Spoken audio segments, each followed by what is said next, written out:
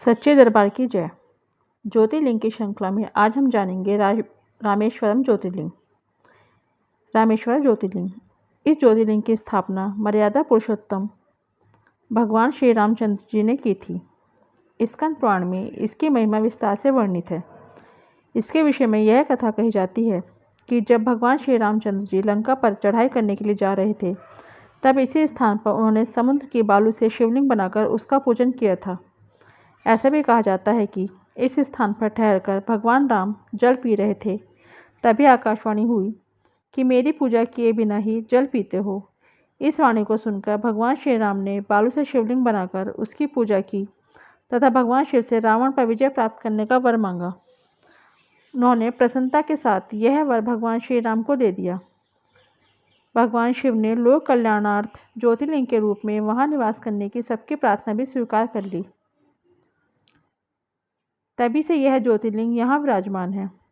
इस ज्योतिर्लिंग के विषय में एक दूसरी कथा इस प्रकार कही जाती है कि जब भगवान श्री राम रावण का वध करके लौट रहे थे, तब उन्होंने अपना पहला पड़ाव समुद्र के उस पार गंधमादन पर्वत पर डाला था। वहाँ बहुत से ऋषि और मुनिगण भगवान श्री राम दर्शन के लिए उनके पास आए थे। उन सभी का आदर सत्कार करते हुए भगवान राम ने उनसे कहा कि पुलस्त्य के वंशज रावण का वध करने के कारण मुझ पर ब्रह्म हत्या का पाप लग गया है। आप लोग मुझे इससे निवृत्त का कोई उपाय बताइए। यह बात सुनकर वहां उपस्थित सारे ऋषि मुनियों ने एक स्वर में कहा कि आप यहाँ शिवलिंग की स्थापना कीजिए, इससे आप ब्रह्म हत्या के पाप से छुटकारा पा सकेंगे। भगवान श्री राम ने उनकी यह बात स्वीकार कर हनुमान जी को कैलाश पर्वत जाकर वहां से शिवलिंग लाने का आदेश दिया। हनुमान जी तत्काल ही वहां जा पहुंचे, किंतु उन्हें उस समय वहां भगवान शिव के दर्शन नहीं हुए।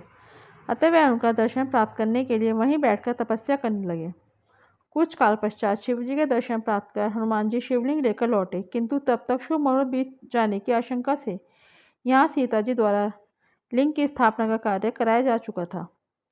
हनुमान जी को यह सब देखकर बहुत दुख हुआ। उन्होंने अपनी व्यथा भगवान श्री राम से कह सुनाई। भगवान ने पहले ही लिंग स्थापित किए जाने का कारण हनुमान जी को बताते हुए कहा कि यदि तुम चाहो तो इस लिंग को यहाँ से उखाड़ कर हटा दो।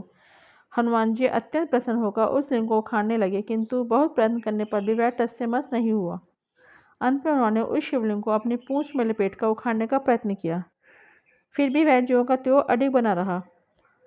उल्टे हनुमान जी ही धक्का खाकर एक कोस से दूसरे मूर्छित होकर जा गिरे।